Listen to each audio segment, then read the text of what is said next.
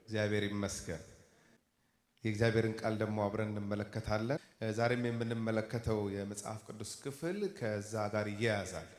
በፈተና ስለ መጽናት የሚናገር ሐሳብ አለውና እሱን አብረን እንመለከታለን። ማነበው የመጽሐፍ ቅዱስ ክፍል የማቴዎስ ወንጌል ምዕራፍ 4 ከቁጥር 1 እስከ ቁጥር 11 ያለውን ነው። ጌታ ኢየሱስ ክርስቶስ በዲያብሎስ የተፈተነበት ክፍል ነው። የማቴዎስ ወንጌል ምዕራፍ 4 ከቁጥር 1 እስከ ቁጥር 11 ያለውን ነው። ካወጣችሁት አንድ ጊዜ እናንብበውና ከዛ በሱ ክፍል ላይ አብረን እናሳልፋለን ማለት ነው። በተደጋጋሚ ስመጣ ስናገር ሰምታችሁ ይሆናል። አሁንም አቋሜን አልቀየርኩም። እንደዚህ ነው ማምነው የእግዚአብሔርን ቃል። የጌታ ቃል ሲነበብ ይሰራል። ክብር ለጌታ ይሁን። ስናነበው ይሰራል። ስለዚህ በጉባኤ የእግዚአብሔርን ቃል እንደዚህ የማንበብ ነገራችን በፍጹም መቆም የሌለበት የአማኞች ልምምድ መሆን አለበትና ስለዚህ ጮክ ብዬ አነባለሁ። የማቴዎስ ወንጌል ምዕራፍ 4 ከቁጥር 1 እስከ ቁጥር 11 እንደዚህ ይላል። ከዚያ ወዲያ ኢየሱስ ከዲያብሎስ ሲፈተን ዘንድ መንፈስ ወደ ምድረ በዳ ወሰደው። 40 ቀንና 40 ሌሊትም ከጦመ በኋላ ተራበ። ፈታኝም ቀርቦ የእግዚአብሔር ልጅ ከሆን እነዚህ ድንጋዮች እንጀራ እንዲሆኑ በል አለው። እርሱም መልሶ ሰው ከእግዚአብሔር አፍ በሚወጣ ቃል ሁሉ እንጂ በእንጀራ ብቻ አይኖርም ተብሎ ተጽፏል አለው። ከዚህ በኋላ ዲያብሎስ ወደ ቅድስት ከተማ ወሰደውና እርሱን በመቅደስ ጫፍ ላይ አቁሞ መላእክቱን ስለ አንተ ያዝልሃል፣ እግርህንም በድንጋይ ከቶ እንዳትሰናከል በእጃቸው ያነሱሃል ተብሎ ተጽፏልና የእግዚአብሔር ልጅስ ከሆንክ ወደ ታች ራስህን ወርውር አለው። ኢየሱስም ጌታን አምላክህን አትፈታተነው ተብሎ ደግሞ ተጽፏል። ደግሞ ዲያብሎስ እጅግ ረጅም ወደሆነ ተራራ ወሰደው፣ የዓለምንም መንግስታት ሁሉ ክብራቸውንም አሳይቶ ወድቀህ ብትሰግድልኝ ይህን ሁሉ እሰጥሃለሁ አለው። ያን ጊዜ ኢየሱስ ሂድ አንተ ሰይጣን፣ ለጌታህ ለአምላክህ ስገድ፣ እርሱንም ብቻ አምልክ ተብሎ ተጽፏልና አለው። ያን ጊዜ ዲያብሎስ ተወው፣ እነሆም መላእክት ቀርበው ያገለግሉት ነበር ይላል። ክብር ለእግዚአብሔር ይሁን። የማቴዎስ ወንጌል ብቻ አይደለም ይሄንን የዘገበልን።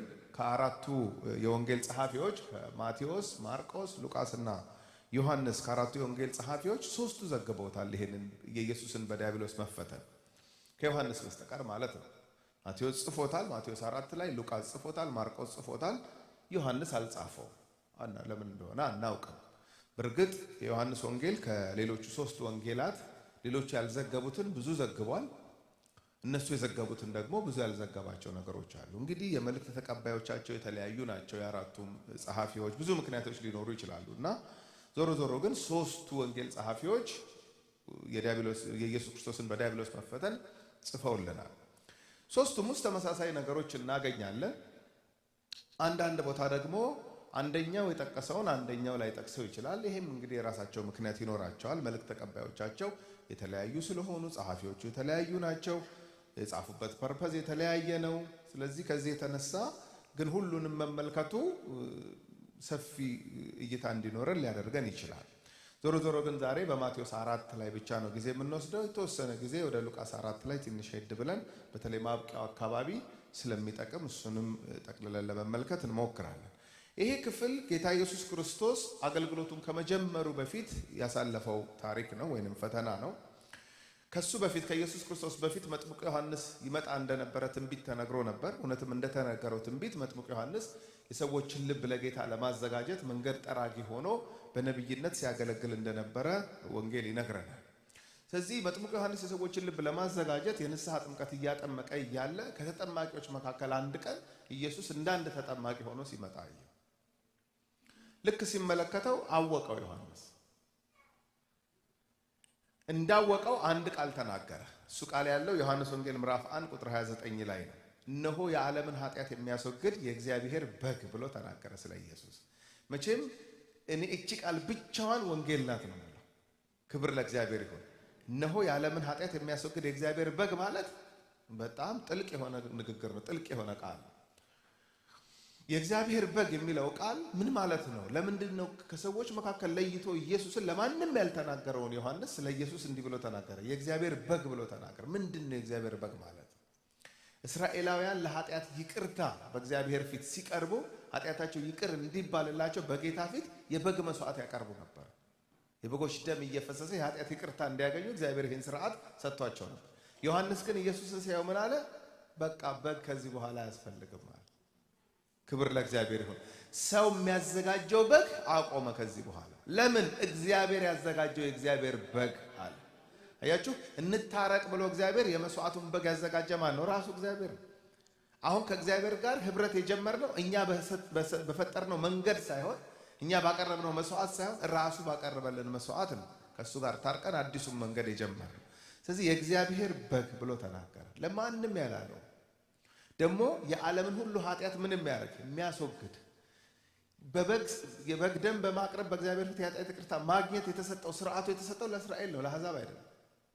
ኢየሱስ ሲመጣ ግን የዓለምን ሁሉ ኃጢአት የሚያስወግድ ማለት የእስራኤልን ኃጢአት ብቻ አይደለም፣ የሰው ልጆችን ሁሉ ኃጢአት፣ የአሕዛብንም የአይሁድንም የሥጋ ለባሽን ሁሉ ኃጢአት ማስወገድ የሚችል እግዚአብሔር ያዘጋጀው የእግዚአብሔር በግ ነው ብሎ መሰከረለት። ተጠጋው፣ ኢየሱስ ተጠጋው፣ መጣ፣ ተጠጋው። እንዴ ሊጠመቅ እንዳይሆን ብሎ ሲጠብቅ አጥምቀኛል እንዴ አለ ዮሐንስ። የማይሆን ነገር ስለ የትኛው ኃጢአት? እስቲ የትኛውን ኃጢአት ተናዘህ ነው አሁን ወደ ውሃ ልትጠመቅ የምትገባው? አንተ ንጹህ ነህ፣ አንተ የእግዚአብሔር በግ ነህ። እንኳን ለኃጢአት ይቅርታ ልትጠይቅና ልትናዘዝ የእኛን ኃጢአት ሁሉ የምትሸከም አንተ አይደለህም ወይ? ባይሆን ከመጣህ አይቀር አንተ እኔን አጥምቀኛል። ያው በጣም ሀምብል እንደሆነ እንዳትረሱ። ዮሐንስ አጥማቂ ዮሐንስ ጭራሽ ሀምብል ሰው ነው። የጫማውን ጠፍር እንኳን መፍታት የማይገባኝ። አሁን የጫማ ጠፍር መፍታት ማለት ባርነት ማለት ነው። እንግዲህ የሱ ባሪያ እንኳን መሆን አይገባኝም፣ ካገኘሁት ጉድ ነው መቼም ባርነት የሚል ሀምብል የሆነ አገልጋይ። ስለዚህ እኔን አጥምቀኝ ባይሆን ሲል ነው አለው ዮሐንስ። ጽድቅን ሁሉ ልንፈጽም ግድ ነውና እባክህ አሁን አትፈቅደልኝም እንድጠምቅ? እባክህ አጥምቀኛል። የሚገርም ነገር ነው። እሺ እንግዲህ እንደሌሎቹ ንስሐ የምትገባው ነገር የለህም፣ አንተ ጻድቅ ነህ፣ አንተ ንጹህ ነህ፣ ና እሺ ስርዓቱን ለመፈጸም ና ውሃ ገባ አለው። ወደ ውስጥ ገባ። ከውሃ ተጠምቆ ሲወጣ ብዙ ሰው አጥምቋል ዮሐንስ። ለመጀመሪያ ጊዜ በዚህኛው ተጠማቂ ላይ ግን አንድ ነገር አይቷል ዮሐንስ። ምን? ድምፅ ከሰማይ ሲመጣ። ለማንም አልመጣም ይሄ ድምፅ። ክብር ለእግዚአብሔር ይሁን። ለማንም አልመጣ። እግዚአብሔር ራሱ ያዘጋጀው መስዋዕት ስለሆነ ማረጋገጫ ከሰማይ ድምፅ መጣ። ልክ ከውሃ ሲወጣ የምወደው ልጄ በሱ ደስ የሚለኝ። ክብር ለእግዚአብሔር ይሁን። ምን ማለት ነው? የሰዎችን አበሳና ኃጢአት ሊያስወግድ የሚችል ደስ የሚያሰኘኝ አንድ ተገኝቷል፣ እሱም ኢየሱስ። ክብር ለእግዚአብሔር ይሁን። የቤተ ክርስቲያን የሁል ጊዜ መልእክቷ ይሄ ነው። በቃ የሁል ጊዜ መልእክቷ ቤተ ክርስቲያን አፏን ሞልታ ታረቁ የምትለው አስታራቂ ስለተገኘ ነው። ሊደበዝዝ የማይገባው የቤተ ክርስቲያን መልእክት በፍጹም ሊደበዝዝ ሊሰለቸን የማይገባው ቅድም ለሚ እንዳለችው እንደ ዋዛ እንደ ቀላል ልንመለከተው የማይገባን ነገር ቢኖር ይሄ የኃጢአት ይቅርታ ጉዳይ ነው፣ የምህረት ጉዳይ ነው።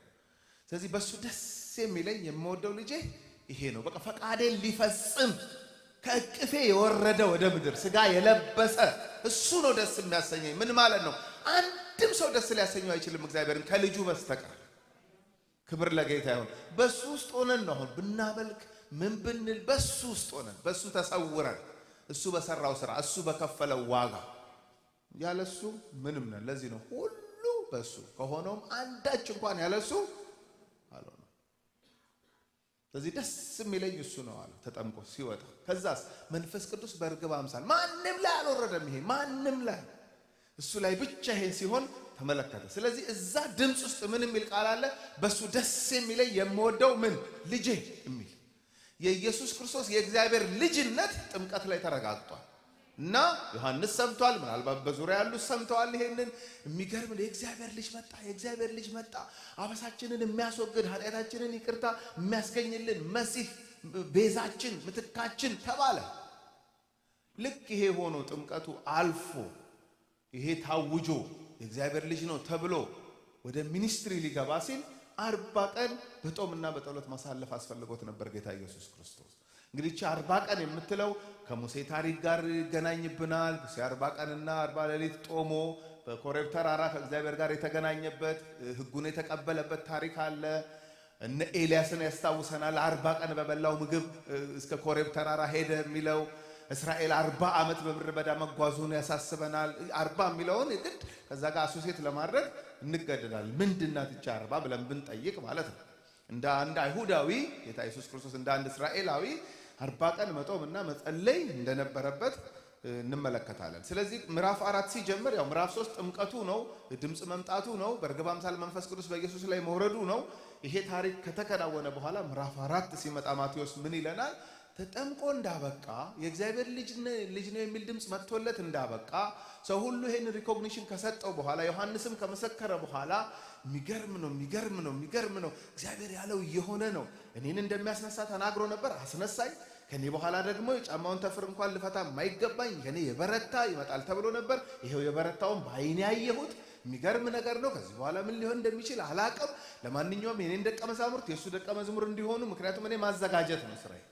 ለሱ ወደሱ ቢሄዱ ቅር አይለኝም፣ ይሄዱ፣ ስራዬም ይሄ ነው። ድሮውንም የሚገርም ነው እንግዲህ ሊጀምር ነው አገልግሎቱም ብሎ ኤክሳይትመንት ውስጥ ገብቶ ሰው ሁሉ ይሄ እግዚአብሔር ልጅ ይሄ መሲህ ምንድነው ሊያደርግ ያለው ተብሎ ሲጠበቅ 40 ቀን በጦም በጸሎት አሳለፈና ከዛ ወደ ሚኒስትሪው ሊገባ ሲል መንፈስ ይላል። መንፈስ ቅዱስ እንደው ባቦ ሰጡኝም አይደለም ወደ ፈተና የሄደው ኢየሱስ ክርስቶስ።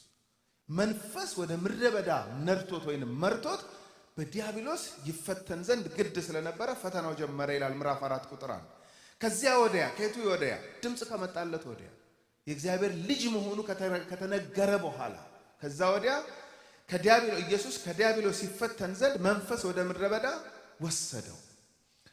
መንፈስ ሰውን ወደ ፈተና ወይም ኢየሱስን ወደ ፈተና ልንል እንችላለን። አሁን እዚህ ጋር ስንመለከት ግን ፈተና የሚለውን ቃል በደንብ ዲፋይን ማድረግ ያስፈልጋል። ፈተና የሚለው ልክ ወድቆ ሲሰናከል ደስ ለመሰኘት ባለ መንፈስና ልብ አይደለም ኢየሱስ ወደ ፈተና የተላከው ወይንም የገባው። ስታንዱ ቼክ ይደረግ ዘንድ ነው። አያችሁ፣ አቋም ምንድነው የሚያስበው? ምንድነው የተሞላው? ምንድነው የሚያወጣው ከውስጡ? ፈተናው ሲመጣ እንዲህ አድርግ ሲባል ምንድነው የሚመልሰው? ይሄ ቼክ ይደረግ ዘንድ ልክ እሳት ወርቅ በእሳት እንደሚፈተን እምነታችሁ በመከራ ይፈተናል አይደለም የሚለው መጽሐፍ ቅዱስ። ልክ እነዚህ ነው። ወርቅ አሁን እቺ እኔና ባለቤቴ ስንጋባ ጣታችን ላይ ያደረግናት እኔ ለሷ እሷ ለኔ ፕሮሚስ ገብተን ይሄው እንኪ ምልክት ይሆን ዘንድ ይሄው እንካ ምልክት ይሆን ዘንድ ብላ የሰጠችን ወርቅ እዚህ የተቀመጠው እስከ ዛሬ ድረስ 10 ምናምን ዓመት የተቀመጠው በእሳት ውስጥ አልፎ ወርቅነቱን ካገኘ በኋላ። አለበለዚያ አሁን ሲያስቡት ሳይጣራ ጭቃውን አድርጌ ብመጣ መልእክቴንም አሰሙት ምንድነው ጣቱ ላይ ጭቃ አድርጓል አይጠርገውም እንዴ ነው የምትሉ። ያን ፕሮሰስ ስላለፈ ነው አሁን እንዲህ የሚያበራው እንዲህ ስትመለከቱት ምናምንና እንትን የሚለው በእሳት ውስጥ ስላለፈ። ስለዚህ ይፈተን ዘንድ የሚለው አቋሙ ቼክ ይደረግ ዘንድ ልክ ሮብለስ እንመለከት እንደነበረው ሰው የተሞላው ነገር ነው አይደለም የሚወጣውና የመከራ ቀን ወይም የፈተናው ቀን ፍጥጥ ብሎ የሚታየው የተሞላ ነው ነገር ነው ስንል ነበር። አሁንም እዚህ ጋር ይፈተን ዘንድ ሲል ተንኮታክቶ ይወድቅ ዘንድ አይደለም፣ ትራፕ ውስጥ ይገባ ዘንድ ወጥመድ ውስጥ ይገባ ዘንድ አይደለም። የተሞላው በውስጡ ያለው ምን እንደሆነ ይታወቅ ዘንድ በዲያብሎስ ይፈተን ዘንድ መንፈስ ፈቅዶ ወደ ምድረ በዳ ሄደ ይላል። ከዛ ቁጥር 2 40 ቀንና 40 ሌሊትም ከጦመ በኋላ ተራበ። ታይሚንጉን ነው አሁን ደግሞ የሚነግረን ጸሐፊው። ሴቲንጉን ተመልከቱት፣ አካሄዱን ይሄ መቼት የሚባለውን ተመልከቱት። መቼና የት ነው ሁኔታው ምን ይመስላል የሚለውን ሲጽፍልን ምን ይላል? የተራበ ሰዓት። በተራበ ሰዓት በምግብ መፈተን እንዴ በጣም አብሮ የሚሄድ ነገር ነው አይደል? ርቦት እያለ በልብስ ቢፈተን አብሮ አይሄድም። እኔ ስለሱ አይደለም አሁን ረሃብ ነው ሙሽልቅ አድርጎ በቃ ሊገለኝ የደረሰው ነው የሚለው ተፈታኙ ራሱ። ስለዚህ የተራበበት ሰዓት ነው። ታይሚንጉ በጣም አስደናቂ ነው። በዚህ ፈተና ውስጥ ለሚያልፍበት ሁኔታ ተርቧል ይላል ጸሐፊው። 40 ቀን አልበላም፣ 40 ቀን አልጠጣም፣ በጦም ነው ያሳለፈው። ተርቧል፣ ተጠምቷል። ስለዚህ በዚህ ሰዓት ፈታኙ ቀርቦ ምን ሊለው እንደሚችል አሰብ። በጣም ሬሌቫንት የሆነ ጥያቄ ነው ይዞበት የመጣው። ሲጀምር እንደዚህ ይላል እንግዲህ ቁጥር 3 ላይ ፈተናው ፈታኝም ቀርቦ የእግዚአብሔር ልጅ ከሆንክ፣ አጀማመሩ ራሱ ጀስም ብሎ ርቦሃል አይደለም ያለው። የእግዚአብሔር ልጅ ከሆንክ ማለት የእግዚአብሔር ልጅነትህን እጠራጠራለሁ አይመስለኝም። ምክንያቱም ተረጋግጧል የእግዚአብሔር ልጅነቱ። የእግዚአብሔር ልጅ ከሆንክ ማለት ነህ። እሺ የእግዚአብሔር ልጅ ነህ። የእግዚአብሔር ልጅነትህን እኔ ስለማላምን ሳይሆን አንተ እንድታምነው ይመስል አንተ ራስህ የእግዚአብሔር ልጅነትህን እስቲ በማስረጃ እንድታሳየን ስለምፈልግ የእግዚአብሔር ልጅ ከሆንክ ነህ ተብሎልሃል። ድምጽ መጥቶልሃል። አገር ጉድ ብሏል። መካከላችን የእግዚአብሔር ልጅ ተገለጠ ተብሏል። ከሆንክ እንግዲህ የእግዚአብሔር ልጅነትና መራብ አብሮ አይሄድም። ታውቃለህ፣ አብሮ አይሄድም። ታውቃለህ የሚለው ሁሉ ነው የሚመስል። አሁን አብሮ ይሄዳል። የኛም ፈተና እኮ ይሄ ነው የሚገርማችሁ። የእግዚአብሔር ልጅነታችንን የእግዚአብሔር ቃል አረጋግጦልን የእግዚአብሔር መንፈስ መስክሮልን ግን የምናልፍባቸው አንዳንድ ሁኔታዎች ምን አይነት ድምጽ ያወጣሉ? ከሆንሽ where is God አይደለም የሚለን ያንቺ አምላክ ያንቺ እግዚአብሔር። አንዳንድ ሰውም አፍ አውጥቶ ደፋር ነው መቼም ሰው ኢየሱስ ኢየሱስ እስቲ ያንቺ ኢየሱስ ይሉናል።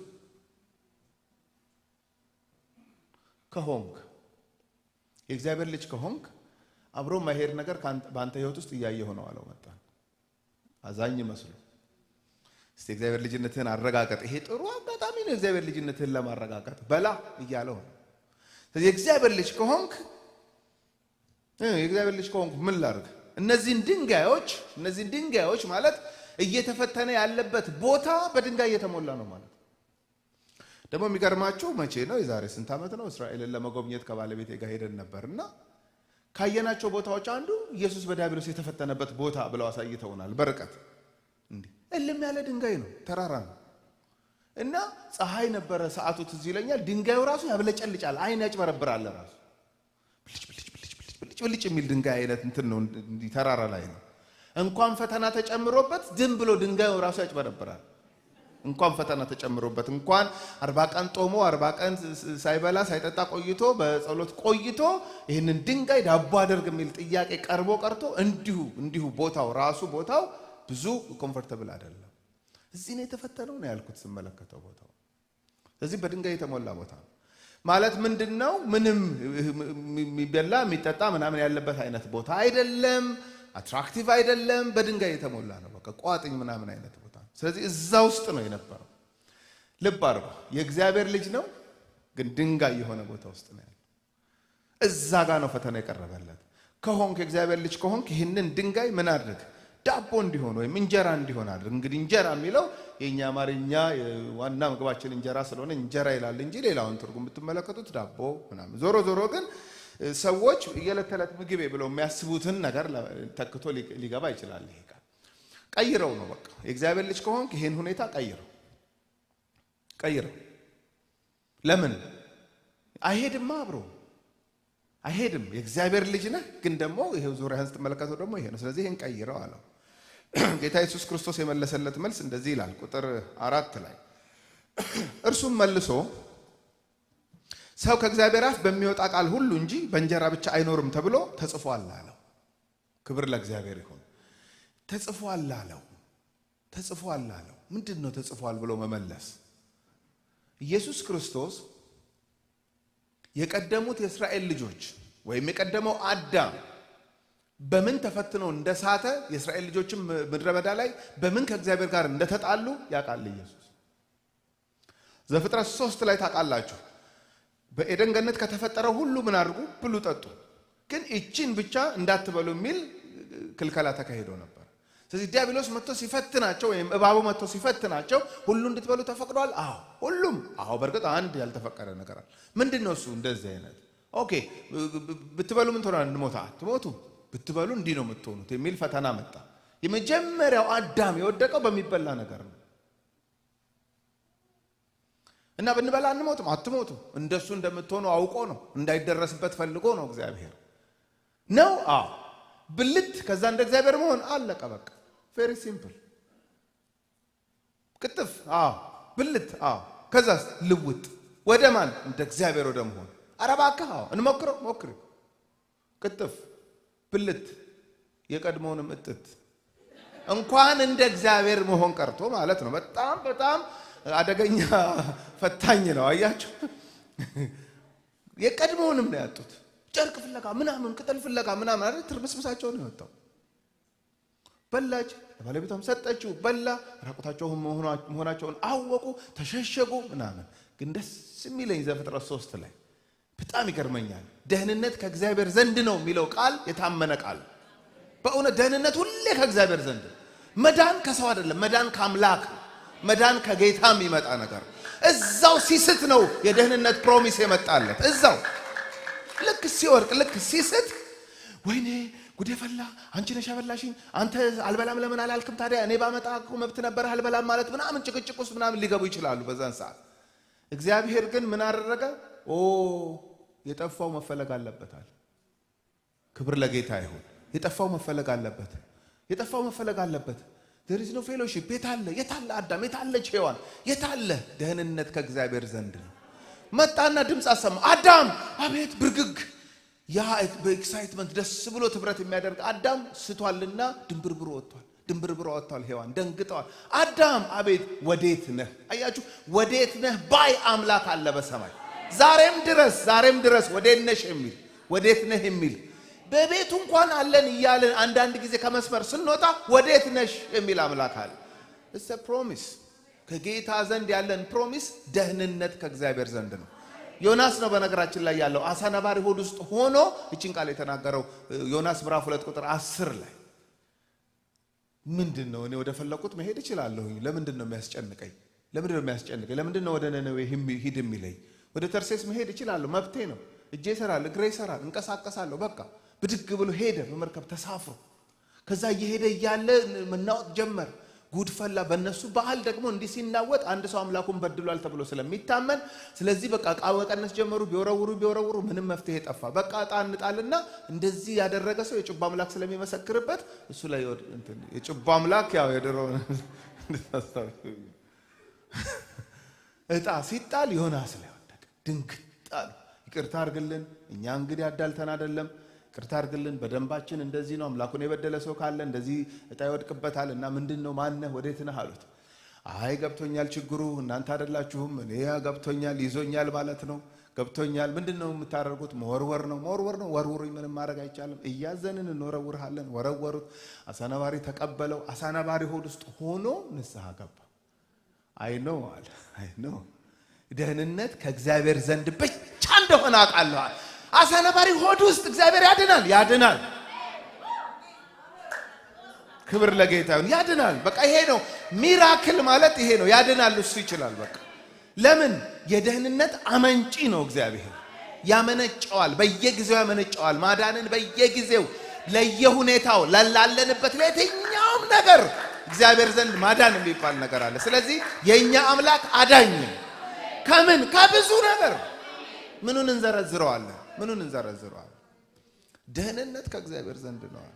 the whole bible ብትመለከቱ እውነትም እግዚአብሔር አዳኝ ሆኖ የተገለጠ አምላክ ነው። የሰው ልጅ መቀመቅ ውስጥ ሲገባ፣ ግራ ሲገባው፣ ሲጨነቅ፣ ሁሉ ሲፈርድበት እጁ ምንጥቅ አርጋ ታወጣለች። ክብር ለጌታ። ከሰው ጋር ተባብሮ አይፈርድብንም። ደህንነት ከእግዚአብሔር ዘንድ ነው። አንዳንድ ጊዜ እኛ እንኳን ይበለኝ ኃጢአቴ ነው ስንል እንኳን ሁሉ ኃጢአትን ሰርቷል፣ የእግዚአብሔር ክብር ጎሎታል፣ ነይ ብሎ እጁ ምንጥቅ አርጋ ታወጣናለች። ደህንነት ከሱ ዘንድ ነው። በፍጹም የሰው ስራ አይደለም ይሄ። በፍጹም ተመልከቱ፣ አጠቃላይ መጽሐፍ ቅዱስ እግዚአብሔር የማዳን ክንዱ ስትገለጥ ነው የምናየው በመጽሐፍ ቅዱስ ውስጥ። ስለዚህ ዮናስ የተናገራት ቃል ደህንነት ከእግዚአብሔር ዘንድ ነው። ስለዚህ አዳምም ሲስት ያኔ ወዴት ነህ ብሎ የመጣ ጌታ እሱ ስለሆነ እሱ ነው የሚያድነው። ስለዚህ ጌታ ኢየሱስ ክርስቶስ በዚህ ክፍል ላይ ስትመለከቱ ቁጥር 4 ላይ እንዲህ ተብሎ ተጽፏል። ምን? የመጀመሪያው አዳም የወደቀው በሚበላ ነገር ነው። የእስራኤል ልጆች በመንገድ ሲጓዙ አንዱ ከእግዚአብሔር ጋር ያጣላቸው የሚበላ ነገር ነበር። ሁለተኛው አዳም በተለይ ይሄ ጳውሎስ በሮሜ ምዕራፍ 5 ላይ እንደሚያሳየን የመጀመሪያው አዳም ሁለተኛው አዳም እያለ ይናገራል አይደል? የመጀመሪያው አዳም ራሱ አዳም ነው። ሁለተኛው አዳም ደግሞ ክርስቶስ ነው፣ ጌታ ኢየሱስ ክርስቶስ ነው። ስለዚህ የመጀመሪያው በምን እንደወደቀ ያውቃል። እስራኤል እንደ ኔሽን እንደ ማህበረሰብ ምድረ በዳ ላይ በሚበላ ከእግዚአብሔር ጋር ተጣልተው እንደወደቁ ያውቃል። አሁን ሁለተኛው አዳም ጋር የፈተና ፍጥጥ ብሎ መጣ። የእግዚአብሔር ልጅ ነህ። የእስራኤል ልጆች እኮ በመንገድ ሲጓዙ አንዱ ከእግዚአብሔር ጋር የሚያጣላቸው ከግብፅ ምድር በበረታች ክንዱ አወጣን። እሺ ግብፅ እንኳን ስንበላ የነበረውን እንኳን ይከልክለን ነበር የሚሉት ማለት እኔ እኮ ትዝታው አሰቃየኝ ይላል እየተጓዘ ህዝቡ። ምን ዱባ ትዝ አይልም ይባባላል። ዱባ ይከልክለኝ ነው እያሉ ያሉት። ታያችሁ፣ ይሄ እኮ ነው አሁን እኮ ሁለተኛው ፈተና። አሁን እዚህ ሁለተኛው አዳምም እኮ ሲፈተን የእግዚአብሔር ልጅ አይደለ የተባልከው? አዎ እግዚአብሔር ልጅ ነኝ። የሚገርም ነው። ለማንም ያልመጣ ድምፅ ነው አለ ስትጠመቅ የመጣልህ። አዎ ግን ያለበትን ተመልከተው። ምንድነው? ድንጋይ እና አብረህ ሄዳል። ሲሪየስ ቢዝነስ ማለት ክርስትና ማለት የክርስትና ህይወት ማለት በጣም ሲሪየስ ቢዝነስ ነው። ሲሪየስ ቢዝነስ ኢን ሴንስ እንዴ በጣም ፈተና ያለበት ህይወት ነው። ኤቭሪ ታይም ሚሽከረከረን ክፉ ወይም ጠላት ያለን ፍጥረቶች ነን እኛ። እንደ ዋዛ ዝም ብሎ የሚኬድም ጉዞ አይደለም። ለካስ አለ፣ ጥያቄው አለ፣ ይመጣል። የእግዚአብሔር ልጅ ነህ። አዎ ግን ዙሪያ ድንጋይ ነው። አዎ መቀየር ነው። ኦቶሪቲ በእጅህ አይደለም፣ መቀየር ነው። የእስራኤል ልጆች ይሄ ነበር ችግራቸው። ከግብፅ አወጣን። አዎ እሺ። በሙሴ መራን። እሺ አዎ። ግን ይኸው ዛሬ ያለንበት ሁኔታ ተመልከቱ። ምንድን ነው? ሽንኩርት የለም፣ ዱባ የለም፣ ምን የለም። እንደውም ከጠየቅን አይቀር ደህና ነገር እንጠይቅ። ምን? ስጋ አሉ። ብድግ ብለው ስጋ ይጠየቅ። በቃ ስጋ። ሙሴ ስጋ አሉት። ተነሱን። ስጋ ከሽንኩርት አልፋችሁ ከዱባ አልፋችሁ እንደገና ወደ ስጋ ገባችሁ። እሺ ስንት በሬ ቢታረድ ሊበቃችሁ ነው ለእናንተ? ካልኩሌሽን መስራት ጀመረ። ስንት በሬ? ከየት የመጣስ በሬ? እንዴት ሊሆን ነው? ግራ ገባው። ከዛ እግዚአብሔር ፊት ቀረበን። እኔ የምለው አለ እኔ ወለድኩት ይሄንን ህዝብ ብሎ ዛሬ ምን እንደጠየቀ ታውቃለህ አለው። ምን ጠየቀ? ስጋ ከጾም አልፎ ፍስክ ገብቶልሃል ይሄ ህዝብ ብሎ ጥያቄ ሁሉ አቀረበ። እግዚአብሔር ግን ምን ብሎ ነው የመለሰለት? ቶ አለ። ቶ በበሬ ማረድ አይደለም የምናልፈው ይሄንን ነገር በፍጹም ቶ፣ ሌላ ነገር ነው የማደርገው ብሎ ያ የበሉት ምግብ ነው ጭራሽ ፈጃቸው የሚለው መንገድ ላይ አያችሁ። የመጀመሪያው አዳም የእስራኤል ህዝብ እንደ ኔሽን መንገድ ላይ የወደቁት በሚበላ ነገር ነበር። መጣ ሁለተኛውም አዳም በዚሁ ተፈተነ። ግን ምን ብሎ መለሰለት? የዘዳግሙን መለሰለት ተብሎ ተጽፏል የሚለው እኮ ዘዳግም ምዕራፍ 8 ቁጥር 3 ነው የመለሰለት። ዘዳግም ምዕራፍ 3 ቁጥር 8 ምን ይላል? እግዚአብሔር ለሙሴ የሰጠው ህግ ነበረ። ዘጸአት ላይ ህጉን ሰጠውና ያንን የሰጣቸውን ህግ በልባቸው ያስቀምጡት አያስቀምጡት፣ ይለማመዱት አይለማመዱት፣ ይመኑት አይመኑት ቼክ ለማድረግ እግዚአብሔር የሰጠውን ህግ ትጠብቅና አትጠብቅ እንደሆነ ላውቅ አስጨነቅኩህ፣ አዋረድኩህ ሁሉ ይላል። ያዋረድኩህ ያስጨነቅኩህ በሙሴ በኩል የሰጠውን ህግና ስርዓት ታደርግ ወይም አታደርግ እንደሆነ አውቅ ዘንድ ነው። ግን ያንን ሁሉ መንገድ የተጓዝከው ደግሞ በእንጀራ ብቻ እንዳልሆነ ታውቅ ዘንድ ከእግዚአብሔር አፍ በሚወጣ ድምፅ ቃል እንደሆነ ታውቅ ዘንድ ነው የሚል ዘዳግም ምዕራፍ 8 ቁጥር 3 ላይ እንደሚል ቃል አለ። ስለዚህ ልክ በዲያብሎስ ሲፈተን ኢየሱስ የመንፈስ ሰይፉን ነው የመዘዘው። ክብር ለእግዚአብሔር ይሁን። ኤፌሶን ምዕራፍ 6 ቁጥር 17 ላይ ስለ መንፈሳዊ ውጊያ ሲናገር የመንፈስን ሰይፍ አይደለም የሚለው አንሱት ነው የሚለው። የመንፈስን ሰይፍ ልክ ይሄ በሰው እጅ የተሰራ የሰውን አንገት የሚቀላ ሰይፍ እንዳለ ሁሉ የመንፈስ ሰይፍ የሚባል እሱም የእግዚአብሔር ቃል ነው ይላል። ስለዚህ ጌታ ኢየሱስ ክርስቶስ በድንጋይ ነው የተከበበው። የእግዚአብሔር ልጅ ነህ የሚል ድምፅ መጥቶለታል እንደ ትናንት ወይንም ከዛ በፊት። ስለዚህ ያንን ያ ቃል በመንፈስ ተነድቶ ነው ሄደው፣ በአጋጣሚ አይደለም ወደዛ ሄደው። የጦመው የጠለየው ፐርፐዝሊ ነው፣ ወደ ሚኒስትሪ ሊገባ ስለሆነ ኤቭሪቲንግ ኦኬ ነው። the only problem ዲያብሎስ ያመጣው ጥያቄ ነው። ምን የሚል ጥያቄ? የእግዚአብሔር ልጅ ነህ? አዎ። ርቦሃል? እንዳትክድ ርቦሃል? አዎ ርቦኛል። እና ምን ይጠበስ? የራበኝ እንደሆነ ምን ይጠበስ? አዎ ዳቦ ይጠበሳ። እንጀራ ነው ዳቦ ነው እንጀራ ነው ይላል ነው። አዎ በዛን ሰዓት ተመልከቱ፣ ይሄ ውስጡ የተሞላው ምንድን ነው? ዘዳግም ምዕራፍ 8 ቁጥር 3 ሮብለት ትዝ ይላችሁ እንደሆነ የሚፈትነን ነገር ከመምጣቱ በፊት እግዚአብሔር ድምፅ ያመጣል ነበር። እግዚአብሔር ድምፅ ያመጣል፣ ቀድሞ ድምፅ ያመጣል። ቀድሞ የሚያለማምደን ነገር አለ፣ ቀድሞ የሚገልጠው ብርሃን አለ። ክብር ለጌታ ይሁን። ከጨለማው መምጣት በፊት ለምን ጥሰን እንድናልፍ ያንን ጨለማ። ስለዚህ በውስጡ የተሞላውን አወጣው። ድንጋዩን ዳቦ አድርጎ መብላት፣ ከዛ የእግዚአብሔር ልጅነትን ማረጋገጥ። ወይስ ይሄም እያለ ኑሮ የሚባለው ሰው በምድር ላይ የሚኖረው በእንጀራ ብቻ እንዳልሆነ ከእግዚአብሔር አፍ በሚወጣ ድምፅ ወይም ቃል እንደሆነ ማረጋገጥ የሚለውን አወጣና ወረደና መልስለታለሁ አለ። የኔን የእግዚአብሔር ልጅነት የማረጋግጥልህ ድንጋይ ዳቦ እየቀየሩ ለፐርሰናል ኒድ አልጠቀምበትም የእግዚአብሔር ልጅነቴ። ታዲያ ምንድነው የምታደርገው? ሰው በእንጀራ ብቻ እንደማይኖር አሳውቀሃለሁ። ከዚህ በፊት የምትፈትረው የምትጥለው በሚበላ ነው። እኔን አትጥለኝም አለ። ክብር ለጌታ ይሁን። ምን ማለት ነው? እኔ የእግዚአብሔር ልጅ የምሆነው ስለበላው ስለጠጣው አይደለም፣ ቃል ስላለኝ ነው። በድምፅ ስለምኖር ነው። ኮሚኒኬት ስለማደርገው ነው አለ። አያችሁ፣ ህብረት አለኝ። እኔ አሁን እንደ አንድ ስጋዊ ሰው ብቻ አይደለም የምኖረው። ታዲያ ምንድነው? መንፈሳዊ ማንነትም አለኝ። መንፈስ ከሆነው አምላክ ጋር ህብረት አደርጋለሁ። እሱ ያናግረኛል፣ እኔም እሰማዋለሁ፣ እታዘዘዋለሁ። የቀደመውን አዳም ባለመታዘዝ ጥለሃል። ሁለተኛው አዳም በመታዘዝ አምላኩን ደስ ያሰኛል። ለዚህ ነው ደስ የሚለኝ የምወደው ልጄ የተባለው። ማስደሰት ብቻ አይደለም፣ ባለመታዘዝ የወደቁትን አብሬ ያነሳቸዋለሁ። ስለዚህ አላረገውም አለ። ለምንድን ነው የማታረገው? አራበህም አራበኝም እርቦኛል። ኦፍ ኮርስ የእግዚአብሔር ልጅነቴን የማረጋግጠው ግን ድንጋይ ወደ ዳቦ፣ የሆነ ነገር ወደ ሆነ ነገር፣ የሆነ ነገር ወደ ሆነ ነገር እያደረኩኝ አይደለም። አም ኦልሬዲ የእግዚአብሔር ልጅ እና አብሮ ይሄዳል። ለአንተ ላይ ሄድ ይችላል፣ ለኔ ይሄዳል። እንዴት? በቃ አንተ የምታውቀው አንድ ነገር ነው። ምን? መብላት መጠጣት፣ መብላት መጠጣት፣ ከዛስ መሞት፣ ከዛስ መሞት። በቃ ከዛስ ከዛ አለቀ። መንፈሳዊ ሰው ማለት ግን ይበላል፣ ይጠጣል፣ የእግዚአብሔርን ድምፅ ይሰማል፣ ይሞታል፣ ለዘላለም ግን ይኖራል። ይሄ ነው የአዲሱ ሰው ማንነት፣ ይሄ ነው። ለዚህ ነው ጳውሎስ በአንደኛ ቆሮንቶስ ምዕራፍ 15 ላይ ሰዎች ምን ይላሉ አለ? እንብላ እንጠጣ፣ ከዛስ ነገ እንሞታለን ይላሉ። በቃ ትንሣኤ ሙታን የለም፣ በእነሱ የለም። እንዲህ ከሚሉ ጋር ህብረት አታድርጉ፣ ክፉ ባልንጀርነት መልካሙን አመል ያጠፋዋል ያለው ለዚህ ነው። ምንድነው መልካሙን አመል የሚያጠፋው? ስለ ትንሣኤ ሙታን እንዳታስቡ ያደርጓቸዋል። ከሞት በኋላ ስላለ የዘላለም ህይወት እንዳታስቡ ያደርጓቸዋል። ህይወት ምንድነው? ተዝናና፣ ብላ፣ ጠጣ፣ ከዛስ እድሜ ሲደርስ ትሞታለህ። በቃ ይሄ ነው የዓለማዊ አስተሳሰብ ወይም ያጋንንቱ ዓለም የሚያስበው። እችን ሐሳብ ነው ይዞለት የቀረበው። ምን አስጨነቀ? የእግዚአብሔር ልጅ ነኝ አላልክም? አዎ የእግዚአብሔር ልጅ ነኝ።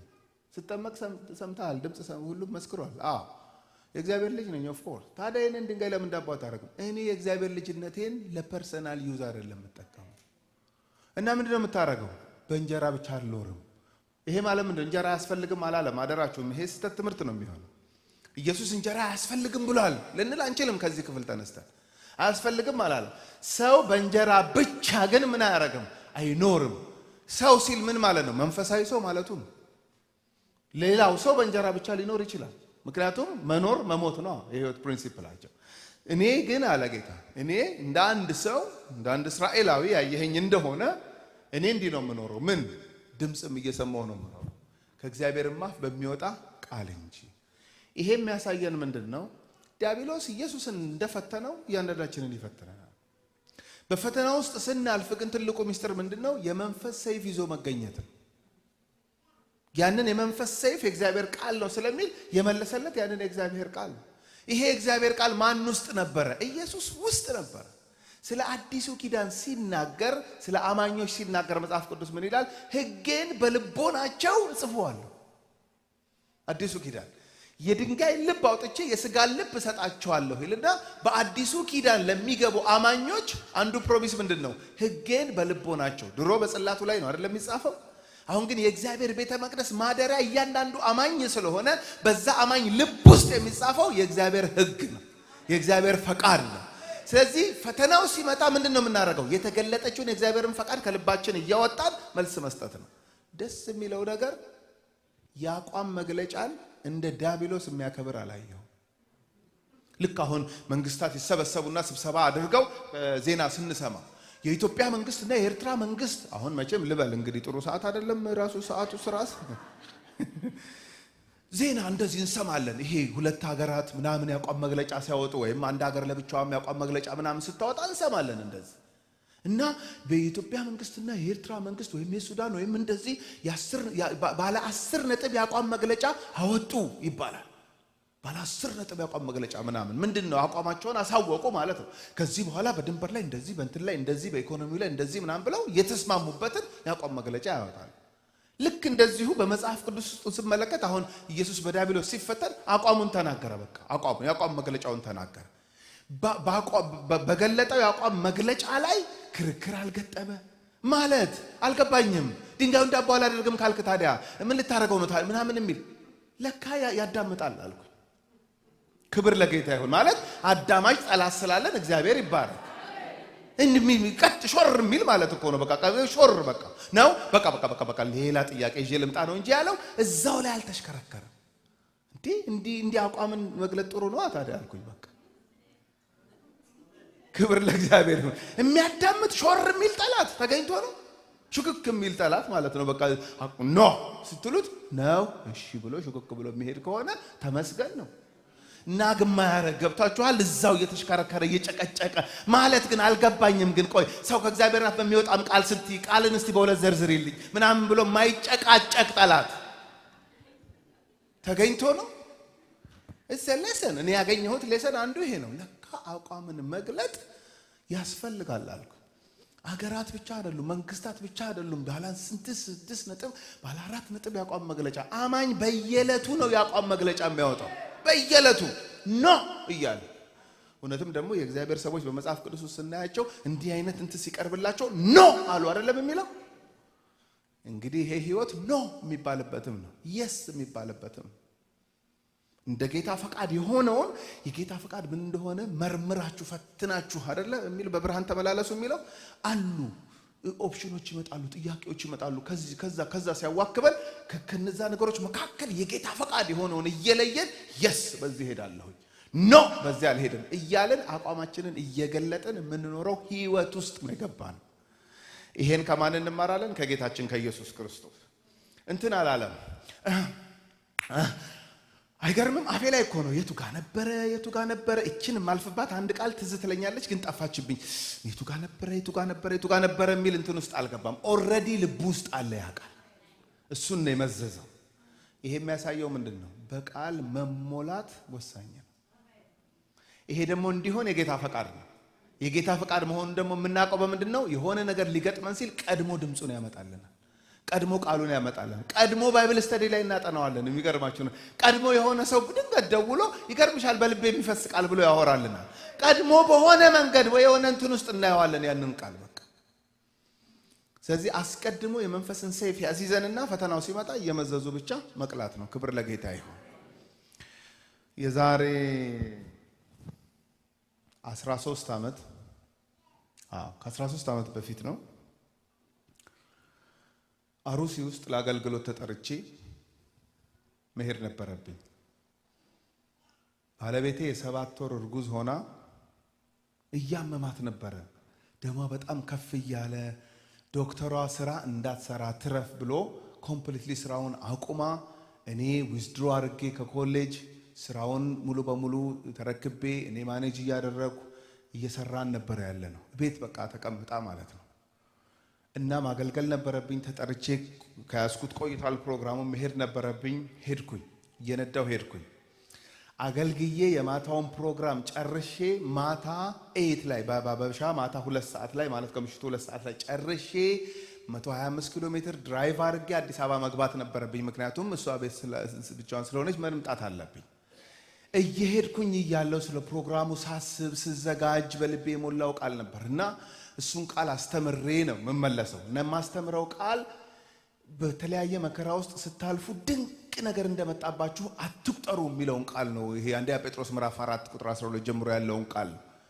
ድንቅ ነገር እንደመጣባችሁ አትቁጠሩ በቃ እሱ ቃል በሚገርም ሁኔታ በልቤ ይፈሳል በቃ በእናንተ አልጀመረም መከራ ምናምን የሚል በጣም ቦልድ ሆኜ ነው የሰበኩት አይ ሪሜምበር በጣም በቃ ደስ ብሎኝ ጥሩ ጊዜ አሳልፈን ብዙ ሰው ተጽናንቶ ብዙ ሰው ደስ ብሎት ጨርሼ አታድርም አሉኝ አይ መሄድ አለብኝ ኧረ እባክህ በልጌታ ካንተ ጋር ይሁን ብሎ ጸልየውልኝ መንዳት ጀመርኩ እየመጣው መንገድ ላይ እየነዳው ያለው ያውቃል እኔን መልሶ ያጽናናኛል ያበረታኛል አይዞህ ይለኛል በቃ አይዞህ ሰው ባለፈበት ውስጥ ነው የምታልፈው ምንም አዲስ ላንተ ልዩ ፈተና አይመጣልህም ስለዚህ ወየኔ በጣም አትበል አይዞህ ይለኛል እሺ ለኪም እግዚአብሔር ቃል ለምናካፍለውም ለሚሰሙም ለሁላችን መጽናናት ነው ያልኩኝ ደስ ብሎኝ ወደ ቤት የመጣው ቤት እንደደረስኩኝ ሲሪየስሊ ታማለች ከዛ በጣም ደነገጥኩኝ አይዞሽ ምናምን አልኳት በነቃታው ደግሞ አንድ ትልቅ ስራ አለብኝ ደግሞ እሱን ደግሞ መስራት አለብኝ ከዛ ጧት ላይ እንዴት ነሽ ስላት አይ ብሄድ ይሻለኛል አክም ቤት ወሰደኝ እሺ አክም ቤት ይዣት ሄድኩኝ አክም ቤት ይዣት ሄጄ እንግዲህ ካለብኝ ኃላፊነት የተነሳ እሷን አስቀምጬ ስራውን ደግሞ ተከል ለማድረግ ደግሞ ስራው ጋር ሄድኩኝ ስራው ጋር ሲሄድ ዶክተር የታለ ባለቤትሽ ይላታል አይ ስራ ስላለ ሄዶ ነው አው በቃ ቶሎ እንዲመጣ ደውይለት ለምን ከሱ ጋር ነው ማወራው ፈልጌው ነው አለ ደነገጠች ከዛ ስራው ላይ ያለው ደወለችልኝ ዶክተሩ ይፈልጋል ነው አው መጣው ሄድኩኝ ዶክተሩ ጋር ሲሄድ 7 ወሯ ነው ባለቤትህ ግን ህፃኑ ሆዷ ውስጥ ሞታለች አለ እሱ ያወራኝ እኔ ጥቅሱ ነው የሚመጣው በልቤ የሚገርማችሁ ነው እሱ ያወራኝ እኔ እሱን አይደለም የምሰማው እኔ ቃሉ ጥቅሱ ነው የሚመጣው በውስጤ። ድንቅ ነገር እንደመጣብህ እንዳትቆጥር፣ ድንቅ ነገር እንደመጣብህ እንዳትቆጥር፣ ድንቅ ነገር እንደመጣብህ እንዳትቆጥር። ሰምተኸኛል አለኝ ዶክተር። ሰምቻለሁ። እኔ ሁለት ነው የምሰማው። አያችሁ የእግዚአብሔርን ጥንቃቄ ታያላችሁ። ቀድሞ ያዘጋጀኛል። ክብር ለእግዚአብሔር ይሁን። እሱ እያወራልኝ እኔ ያንን ድምፅ ነው በውስጤ የማስተናግደው። በቃ እሷን እንዴት እንደማጽናናት እንዴት እንደማበረታታት ከዛ ነገረኝ። እና እንደዛ ነው እንደ ማንኛውም ሰው ልክ ልጅ እንደሚወለደው በምጥ መርፌ እንደመውለድ እንትን እንድታረግ እንሞክራለን። ከዛ ሌላ ኮምፕሊኬሽን የሚፈጠር ከመሰለን ነው ኦፕሬት እናደርጋለን። እንደዚህ ቆይ አልኩት። ቀጥል እኔ ካንተ በፊት ሌላ ድምፅ ኦልሬዲ ሰምቻለሁ። ስለዚህ ቀጥል አልኩት። ተስማምቻለሁ።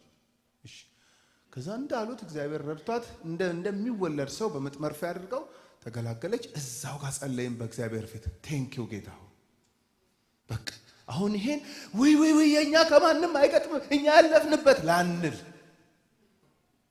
አያችሁ ላንል በቃ አጽናናን እግዚአብሔር። ክብር ለጌታ ይሁን። ደገፈው ልባችንን እግዚአብሔር። አያችሁ እሱ ቀድሞ ድምጽ ያመጣል። በፈተና ውስጥ ስታልፉ የፈተናውን መውጫ ቀዳዳ ያዘጋጃል አይደለም የሚለው? ቀዳዳዋን የማየት ጉዳይ ነው እንጂ እግዚአብሔር ቀዳዳ አለችው፣ የሚያሾልክባት አለችው፣ የሚያሳልፍባት አለችው። ስለዚህ ቀድሞ ቃል ያመጣል ጌታ ኢየሱስ ክርስቶስ። ዘዳግም ምዕራፍ 8 ቀድሞ ያውቀዋል። እስራኤል እንዴት እንደወደቀ ያውቃል። በሚበላ እንዴት እንደወደቀ ያውቃል። እግዚአብሔር ግን ምን አላቸው? በእንጀራ ብቻ ሳይሆን በድምጽ በቃል መኖር ትለማመዱ ዘንድ ነው በዛ ውስጥ ያሳለፍኳችሁ ብሎ የተናገረውን ቃል መዘዝ አረገና ወጣና ሰው በእንጀራ ብቻ እንደማይኖር ነው የማውቀው ማለት ከእግዚአብሔር አፍ በሚወጣ ድምጽ በቃል ነው የሚኖረው አለው። ነው አከብራለሁ፣ አቋምህን አከብራለሁ። መጥቀስ ተጀመረ አለና ሊጠቅስ ማለት ነው። መጥቀስ ተጀመረ። እዚህ ላችሁ ድሮ አንድ ድራማ መረጫጨት ተጀመረ የሚል አንድ ድራማ መጥቀስ ተጀመረ። እጠቅሳለሁ። ማሸነፊያው መጥቀስ ነው ማለት ነው። በቃ እጠቅሳለሁ አለ። ጠቀሰ፣ ግን አጠቃቀሱ ሮንግ ነበር። በጣም በተሳሳተ መንገድ። ይኸውላችሁ የእግዚአብሔርን ቃል አለማወቅ ትልቅ አደጋ ነው። የእግዚአብሔርን ቃል ፕሮፐር ባልሆነ መንገድ መጥቀስም ያው አደጋ ነው። ዝም ብሎ ኮት ስለተደረገ ብቻ የእግዚአብሔር ቃል ስለተጠቀሰ ብቻ አይደለም፣ ፕሮፐርሊ መጠቀስ አለበት። ስለዚህ ሁለተኛው ፈተና አንደኛውን በቃ አቋሙን ገለጠ፣ ዞር አለ። ከዛ ሁለተኛውን ጥያቄ ይዞ መጣ። እርሱም መልሶ ሰው ከእግዚአብሔር አፍ በሚወጣ ቃል ሁሉ እንጂ በእንጀራ ብቻ አይኖርም ተብሎ ተጽፏል አለው። ከዚህ በኋላ ዲያብሎስ ወደ ቅድስት ከተማ ወሰደውና ይላል ወደ ኢየሩሳሌም ማለት ነው ወሰደውና እርሱን በመቅደስ ጫፍ ላይ አቆመው። ተመልከቱት። አሁን ደግሞ ቦታውን ሁኔታውን ተመልከቱት። ቅድም ረሃብ ነው፣ ድንጋይ መካከል ነው የቆመው። ስለዚህ ድንጋይ መካከል ቆሞ ድንጋይ እንዳቦ አድርግ ነው። አሁን ደግሞ የመቅደስ ጫፍ ላይ ኢየሩሳሌም ከተማ ወስዶ የመቅደስ ጫፍ ላይ እንግዲህ የመቅደስ ጫፍ ማለት እነ ሄሮድስ አሳምረው ሰርተውታል። በጣም ሴንቲሜትር በሴንቲሜትር እንደ ሜዳ ነገር አለው ከመቅደሱ በላይ ጫፍ ላይ እና ከተማውንም ለማየት ይመቻል። በጣም እንዲህ አይነት ሴቲንግ ነው የሚያጓጓ ማለት ነው። በቃ ከላይ ቶፕ እንትን ላይ ሆናችሁ ከተማውን መጎብኘት ማየት ይገርማል። ያ እንትና የሰራው ነው አይደለም? አዎ ይሄ እንትና አጥር ነው አይደል? ይሄ ከ12ቱ በሮች እንትና በር የሚባል የሳኮር በር ነው አይደል? ይሄ እንትን በር ነው እንዲህ እየተባለ የሚታይበት አይነት ሲቹዌሽን ውስጥ ወስዶ አቆመው። የሚገርም ነው። ከፍታው ልዩ ነው። ኦልሞስት እኮ እንዲህ በቃ ስቲፕ እኮ ነው። በቃ እንዲህ እኮ ነው የሚታየው። አይገርምም ብሎ እያየ እያለ ጥያቄው ቀጠለ። መቅደስ ጫፍ ላይ አውጥቶ አቁሞ መላእክቱን ስላንተ ያዝልሃል፣ እግርህንም በድንጋይ ከቶ እንዳትሰናከል በእጃቸው ያነሱሃል ተብሎ ተጽፏልና አንተ ከጠቀስክ እኔም እጠቅሳለሁ። ተጽፏልና የእግዚአብሔር ልጅ እስከሆንክ አሁንም የእግዚአብሔር ልጅ ነኝ የምትል ከሆነ እንደተነገረልህ ከሆንክ ወደ ታች ራስህን ወርውር አለው። ከመዝሙር 91 ቁጥር 11 እና 12 ላይ ነው የጠቀሰው። ይሄ በልዑል መጠጊያ የሚኖር ሁሉም በሚችል አምላክ ጥላ ውስጥ ያድራል የሚለው አለ አይደል? እሱ ቃል ሄዶ ቁጥር 11 12 ላይ ስትመለከቱ ይሄን ቃል ነው የሚናገር። ወድቀህ እንዳትሰናከል መላእክቱን ስላንተ አዞ በእጃቸው ደግፈው ቅፍ ድግፍ አድርገው ያነሱሃል የሚል ቃል አለ። መቅደስ ጫፍ ላይ አቆሞ በላ ይለዋል። ምን ልበል? ተወርወራ። ለምን? ምን ተፈጠረና? በአገር ሰላም ለምንድን ነው የምወረወረው? የተጻፈ ቃል አለ አይደል? እንደ ቅድም ዘዳግም ጠቀስክ እኮ። ስለዚህ እኔም ፈቀድልኛል ልጥቀስ አለ። እንዴት? የት ጋር ነው የጠቀስከው? እስቲ ተናገር፣ አውጣው፣ እስቲ ተናገር አለ። ወድቀህ እንዳትሰናከል መላእክቱን ልኮ በእጃቸው ይደግፉሃል የሚል አለ የለም? አለ የለም? አለ የለም ይላል። አለ። ኦፍ ኮርስ መዝሙር 91 ላይ አለ። እና ታዲያ እሱ ቃል ዛሬ አልተፈጸመ መቼ ሊፈጸም ነው አለ። እሱ ቃል ማለት ቅዱሳን የእግዚአብሔር ባሪያዎች በሱ ሐሳብና ፈቃድ ውስጥ ሲጓዙ በዚህ ዓለም ላይ ነውና ያሉት የዚህ ዓለም ገዢ ክፉ መንገዳቸው ላይ ወጥመድ ሲያደርግ የመላእክቱ ሥራ ቅዱሳንን መጠበቅ ነውና በእጃቸው እንዳይሰናከሉ ቅዱሳን ይከልሏቸዋል፣ ይጋርዷቸዋል እንጂ አዳሜ ሲከሰከስ እነ ሚካኤልና እነ ገብርኤል እየደረሱ እቅፍ ድግፍ ያደርጋሉ አይደለም። አያችሁ እንዴት ሚስኮት እንደሚያደርገው ታያላችሁ። ዲያብሎስ በተሳሳተ መንገድ ፈጽሞ አለማወቅም አደጋ አለው፣ በተሳሳተ መንገድ መጥቀስም አደጋ አለው። ሁለቱም አያተርፍም። ምንድነው የምትለው አለው። ተወርወር፣ በአገር ሰላም ልወርወር እንዴት ተጽፏል? ለእንደዚህ አይነቱ ቀን አይደለም የተጻፈው ይሄ ቃል። ታዲያ ለመቼ ነው? በፈቃዱ ውስጥ የእግዚአብሔርን ይሄ የምስራቹን ወንጌል ሊያደርሱ የሚጓዙ እግሮች እንዴት ያማሩ ናቸው አይደለም የሚለው። እንደሱ አይነቶቹ እግሮች እንዳይሰናከሉ፣ ወንጌል እንዳይሰናከል፣ ለዓለም ሁሉ እንዳይሰበክ፣ እንዳይከላከል መላእክቱ በዚህ ውስጥ ኢንቮልቭ ያደርጋሉ። ለምሳሌ እነ ጴጥሮስ ሲታሰሩ ከእስር ቤት መልአኩ እያመጣ እያደረገ በሩን እየከፈተ ያስወጣል እንጂ አዳሜ ሲወረወር አልተባለም። ብጠቅስም አልሆነልኝም፣ አልሆነልህም። ሳልጠቅስም አልሆነልኝም፣ ስጠቅስም አልሆነልህም። አም ሶሪ። ይሄ ቃል እንዲህ አይደለም የሚተረጎመው አለው። አያችሁ የእግዚአብሔር ቃል ፕሮፐርሊ አለመተርጎምም ራሱ አደጋ ነው ማለት ነው። ልብ አድርጉ። በተሳሳተ መንገድ ዲያብሎስ ጠቅሶ ኢየሱስን እንደፈተነው አንዳንድ ጊዜ የእግዚአብሔር ቃል በተሳሳተ መንገድ ተርጉመን እኛኑ ልንፈትን እንችላለን። በደንብ ስሙኝ። የእግዚአብሔር ቃል ፕሮፐርሊ አለመተርጎም ራስን አደጋ ውስጥ ሁሉ ሊከት ይችላል። አንዳንዴ እንደዚህ ነው የምንፈተነው። የእግዚአብሔር ቃል እንደዚህ ይላል፣ እኔ እንደዚህ ነኝ፣ ይሄ እንትኑ እንደዚህ ብለን ግራ የምንጋባበት ጊዜ አለ። ስለዚህ ልክ እንዲህ አይነት ጥቅስ ሲጠቅስ ነው ይሄ ለእንደዚህ አይነት ቀን አይደለም የሚጻፈው። ለማንኛውም ይልቅስ አለው ጌታ ኢየሱስ፣ ይልቅስ ልክ አሁን አንተ ይሄንን ስትናገር እኔ ውስጥ አንድ ቃል መጣ አለው። ምን የሚል ቃል ልንገርህ አለው። እንደዚህ ይላል ቁጥር 7 ላይ ኢየሱስም ጌታን አምላክህን አትፈታተነው ተብሎ ደግሞ ተጽፏል አለው። ይሄ ደግሞ ዘዳግም ምዕራፍ 6 ቁጥር 16 ላይ ያለ ቃል። የቅድሙ ዘዳግም ምዕራፍ 8 ቁጥር 3 ላይ ነው። አሁን ደግሞ ዘዳግም ምዕራፍ 6 ቁጥር 16ን አስታውሶ መለሰለት። አሁን ያንተ አመጣጥ ከምን ጋር እንደሚያያዝብኝ ታውቃለህ አለው። ከምን ጋር ይያዛል? በቃ ወድቆ መከስከስ፣ ከዛ መልአክ ይመጣል እቅፍ ድግፍ አድርጎ ያነሳል፣ አለቀ። ከዚህ ውጭ እንዴት በሌላ መንገድ እንዴት ሊተረጎም ይችላል ይሄ ቃል? አይደለም። እኔ ይልቅ ሌላ ቃል አስታወስከኝ። ምን? እኔ እንዲህ ለሚያረጉ ሰዎች ሁሉ መድኃኒት የሚሆን ቃል በልቤ መጥቷል አለው። ምን የሚል ቃል? እግዚአብሔር አምላክህን አትፈታተነው የሚል ቃል። እና ይሄ መፈታተን ነው። ኦፍ ኮርስ ወደ መፈታተን ነው የሚጠጋው፣ ወደ ምንም ሊጠጋ አይችልም። በአገር ሰላም ሰውን ተወርወር ትላለህ። ይሄ መፈታተን ነው አለ። መፈታተን ነው።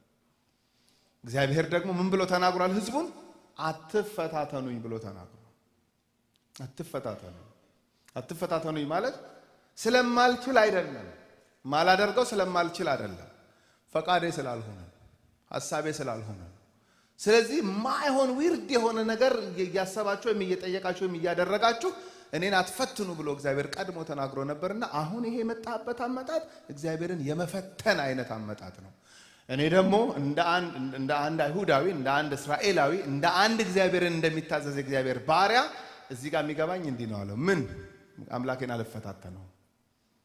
አሁን በዚህ ሰዓት በሀገር ሰላም፣ እስቲ ተመልከቱ። ኢየሩሳሌም ከተማ ላይ መቅደስ ጫፍ ላይ ሆኖ ሀገሩን እያየ ነው፣ እንደዚህ እየተመለከተ ነው። ቱር ብሎ መውረድ አለ እንዴ? ምን መጣና ምን ተፈጠረና? እየጎበኘ እስቲ ተመልከቱ። ሰው እየጎበኘ እያየ ወይ ኢየሩሳሌም ይገርማ። ሰለሞን ግን ጥበበኛ ነበር። በምን ጥበቡ ነው የሰራው? ባካችሁ የሚገርም ነው። አሁን ስንት ህዝብ ይኖራል እዚህ ከተማ አይደለም የሚባለው አይደል? ትልቅ እንትን ላይ ተወጥቶ ማማ ላይ ተወጥቶ አሁን ከተማ እየታየ እያለ መወርወርን ምን ሲሆን ያስበዋል?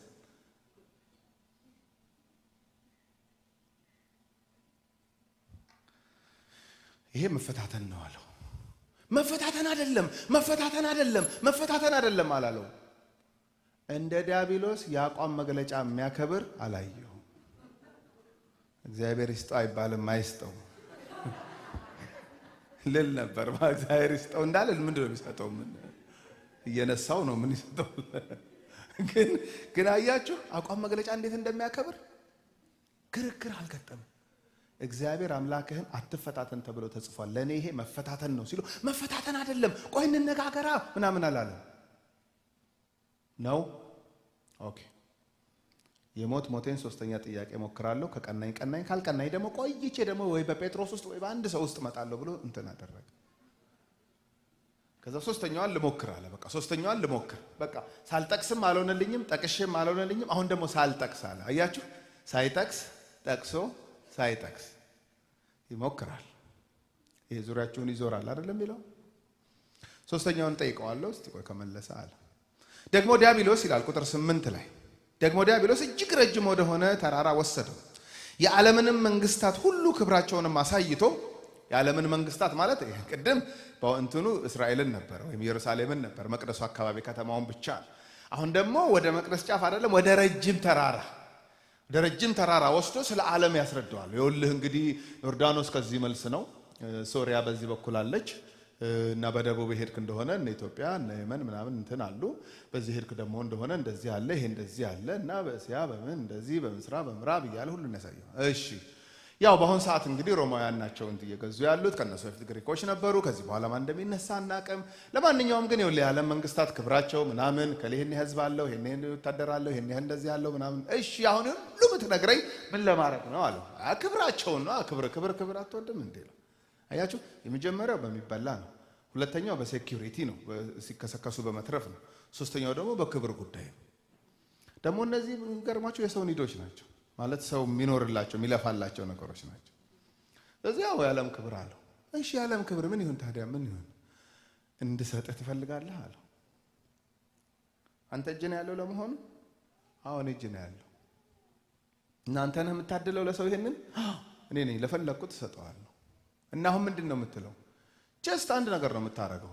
ይሄንን ሁሉ የዓለምን ሁሉ ክብር እንድሰጥ፣ የዓለምን ሁሉ ክብር መውሰድ ማለት ዓለም ሁሉ እንዲበረከክለት ማድረግ ማለት ነው። የዚህ ሁሉ ገዢ እንዲሆን ማድረግ ያንን ተፈታኙን ያንን ሰው ወይም ያንን ጌታ ወድቀው ይሄንን ክብራቸውን ልትፈልጋለህ? አዎ አንድ ነገር ነው የምታረገው ለኔ። ምን? ወድቀ ስገድልኛል። ይሄ ጥያቄ ምን እንደሆነ ታውቃላችሁ? ለምን በመስቀል በኩል ታልፋለህ? ጉልበት ሁሉ እንዲንበረከክልህ፣ ምላስ ሁሉ ኢየሱስ ጌታ ነው እንዲል የግድ በመስቀል በኩል ማለፍ አለብህ? ሾርት ከት አለልህ አይደለም ወይ? ምን አይነት ሾርት ከት? ስግድ ብድግ አለቀ በቃ። መሰቃየት መስቀል ተሸክሞ እይግንትን እየተቧጠጠ ደምህ እየፈሰሰ በጌቴሴማኒ ጽዋ ከኔ ትለፍ። ምን መከራ ውስጥ ከተተ ታዲያ? ምን ላድርግ? ይኸው ሾርት ከት። ቆይ በመስቀል በኩል አልፈ ተንገላተ ደምህን አፍስሰ መጨረሻ ምንድነው የሚሆነው? ዓለም ሁሉ ይንበረከክልኛል። ምን በዛ ውስጥ አስኬደ? ይኸውልህ እዚህ ጋር በዚህ በኩል ይንበረከክልሃል ብሎ አመጣለ። ይኸውላችሁ መሲህ ሆኖ መምጣቱ ትልቁ ቁም ነገር እዚህ ጋር የመጣበትን ዋና የመሲህነቱን ታርጌት ማሳት ነው። አሁን ትልቁ ፈተናው ይሄ ነው። በቃ ምን በመስቀል አስኬደ? በመስቀል ካላለፈ ደግሞ ሁላችን ከናበሳችን ነው የምንቀመጠው። ከነ መከራችን፣ ከነ ስቃያችን፣ ከነ ዘላለም ሞታችን ነው የምንቀመጠው። ስለዚህ በዚህ ውስጥ ማለፍ ነበረበት። ምትክ ሆኖ ቤዛ ሆኖ ማለፍ ስለነበረበት ጌታ ይሄንን አቋራጭ አመጣለትና ጀስት አንድ ነገር ነው የምታደርገው። የዓለምን ክብር ተመልከት። እሺ ወድቀህ መስገድ ነው። ከዛስ እንደተነሳ አስረክብሃለሁ። አሁንም ዘዳግም ምዕራፍ 6 ቁጥር 13 መጣ ከልብ ውስጥ። ክብር ለጌታ ይሁን። አየህ በደህና ቀን ውስጡ ነው የሞላው ቃል ነው ያሻገረው። በሰላሙ ቀን የዛን ቀን አይደለም ምን ብዬ ልመልስ የሚል አይነት ድንብርብር ያለ እንትን ውስጥ አልገባም። ኦልሬዲ ቀድሞ ምን አድርጎታል? ተሞልቶታል። ለዚህ ነው ስትተኛም ስትቀመጥም ስትሄድም በቃ በሁሉም እንትን ስትሆን የእግዚአብሔርን ቃል አስበው አሰላስለው አይደለም የሚለው። አስበው አሰላስለው፣ በአንገትህ እሰረው፣ በበር መቃል ላይ ለጥፈው፣ ትዝታ ይሁን። ለምን አሉ ክፉ ቀኖች። ከዛስ መዘዝ አድርገህ የምታወጣበት የመንፈስን ሰይፍ አወጣው። ዘዳግም ምዕራፍ 6 ቁጥር 13 መለሰለት። ወድቀ ብትሰግድልኝ ይሄን እሰጥሃለሁ አለ። ከዛ እንዲህ ብሎ መለሰ ቁጥር 10 ላይ ያን ጊዜ ኢየሱስ ሂድ አንተ ሰይጣን። አሁን ይሄ ሂድ አንተ ሰይጣን የሚለው እንዲህ ፈዘዝ ባለ ድምጽ ወይም ይሄ ረጋ ባለ ድምጽ የመለሰለት አይመስለኝም። ሂድ አንተ ሰይጣን ያለው አይመስለኝም። ሂድ አንተ ሰይጣን ሞቅ ባለ ድምጽ ማለት ነው። ሂድ ጠየቀኝ፣ መለስኩልህ አቋሜን። ደገምክ፣ መለስኩልህ። ሶስተኛ መጣህ አይደለም? ሂድ፣ በቃ ሂድ። የአባቴን ፈቃድ ላደርግ ወርጃለሁ። ሂድ ሂድ ከመንገድ። ይሄው ነው አቋሜ። ነገርኩ። ከሰማይ ሰማያት የወረድኩት ሥጋ የለበስኩት የአባቴን ፈቃድ ላደርግ ነው። ሂድ። ክብር ለጌታ ይሁን። ሂድ። አቋሙን ገለጠ። በቃ ይሄ ነው አቋሜ። በቃ ምትክ ልሆን፣ ቤዛ ልሆን፣ በመስቀል ላልፍ መጥቻለሁ። ሂድ። ሾርት ከት ይዘህ የመጣኸው ሂድ ኖ አለው። በቃ እንዲህ ነው ላነበው የሚገባው ይሄን ቃል እንጂ ለዘብ አድርጌ እየረበሽከኝ ነው ስነ ስርዓት ያለው አይመስለኝም። ሂድ ሂድ። የምን ሾርት ከት ነው? ሂድ። የምን አቋራጭ? የሰው ልጅ አልፎ ሊሰጥ ግድ ነው። ለምን? የሰው ልጆች መዳን አለባቸው። ምክንያቱም ደህንነት ከእግዚአብሔር ዘንድ ነው። እግዚአብሔር አዳኝ ስለሆነ ዮሐንስም ሲናገር ሊያጠምቀው ሲል ምንድነው? የዓለምን ሁሉ ኃጢአት የሚያስወግድ የእግዚአብሔር በግ። የዓለም ኃጢአት የሚወገደው በመስቀል ላይ እንጂ ለዲያብሎስ ተንበርክኮ በመስገድ የዓለምን ክብር በመውሰድ አይደለም። ስለዚህ አልቀበልህም አለ። ሂድ አንተ ሰይጣን ሂድ። እንድትሄድ ደግሞ የማደርግህ የማቀውን የእግዚአብሔርን ቃል በመናገር ነው። ምን? ለጌታህ ለአምላክህ ስገድ፣ እርሱንም ብቻ አምልክ ተብሎ ተጽፏል። አምልኮ የሚገባው አባቴ ብቻ ነው፣ አምላኬ ብቻ ነው። ለአንተ ወርዝ አታረግም። ሂድ። ክብር ለጌታ ይሁን። ሂድ። አልሰግድልህም። አንድ አለ ስግደት የሚገባው ከዘላለም እስከ ዘላለም የሚሰገድለት አንድ አለ። ለሱ ብቻ ምን አረጋለሁ? እሰግድለታለሁ። ለአንተ አልሰግድም። ሂድ። ለካ የክርስትና ህይወት በየዕለቱ አቋም እየተገለጠበት የሚኖር ህይወት ነው። ሂድ እየተባለ የሚኖር ህይወት ነው። ኖ እየተባለ ኖ። ለካ እንደ ዋዛ ባይብል ስተዲ ላይ የሰማናቸው የእግዚአብሔር ቃሎች እንደ ዋዛ ፌሎሺፕ ስናደርግ ህብረት ስናደርግ የተጫወትናቸው እንደ ዋዛ ያነበብናቸው በተለያየ መንገድ በእነዚህ ሁሉ ዓመታት ውስጥ በቤቱ ስንኖር የታጨቀው የእግዚአብሔር ቃል ለካስ አንድ ቀን ወጥቶ የመንፈስ ሰይፍ ሆኖ ዲያብሎስን ሊመታ ነው። ለካስ አቤት እግዚአብሔር ሲችልበት፣ አቤት እግዚአብሔር ሲያስታጥቅ። አሜዚንግ።